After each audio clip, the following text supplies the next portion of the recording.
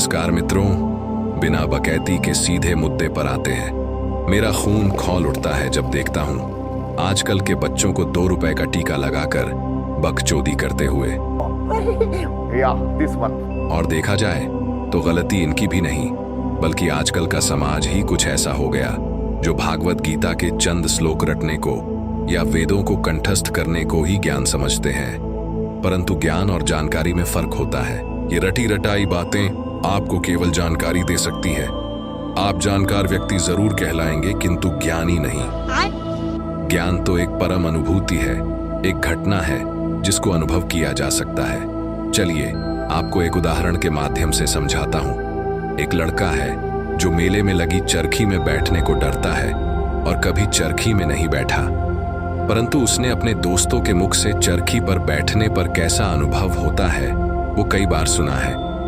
इसका मतलब ये तो नहीं कि अब उसे चरखी में बैठने की कोई जरूरत नहीं। इससे तो केवल उसको जानकारी प्राप्त होगी, लेकिन अनुभव नहीं। यही अनुभव मोक्ष की एकमात्र सीढ़ी है। पुराने ऋषि मुनि पहले तप और ध्यान से ज्ञान प्राप्त करते थे, फिर समाज को आदर्श जीवन देने के लिए अपने द्वारा प्राप्त उस ईश्वरीय अनुभव को समाज के साथ बांटते थे। लेकिन आप कितनी भी बारीकियों के साथ अपने अनुभवों को सामने वाले को बताएं, तो भी उसको जो प्राप्त होगा वो केवल जानकारी ही कहलाएगी, ज्ञान नहीं। हमारे ऋषि मुनि जो ईश्वरीय अनुभव से भरे ज्ञान को बांट कर गए हैं, वो एक व्यक्ति को आदर्श जीवन जीना सिखाते हैं। वो जानते थे समाज में एक दूसरे से आगे निकलने की कितनी होड़ है।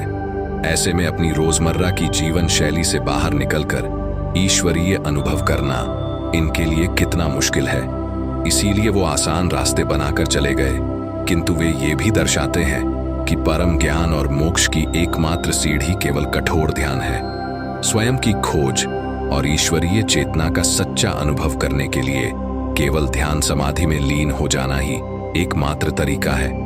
ध्यान समाधि में लीन होकर ही ज्ञान मिलता है, और एक ज्ञानी व्यक्ति ही ईश्वरीय अनुभव को प्राप्त करने के योग्य है, और इस ईश्वरीय अनुभव से ही मोक्ष मिलता है।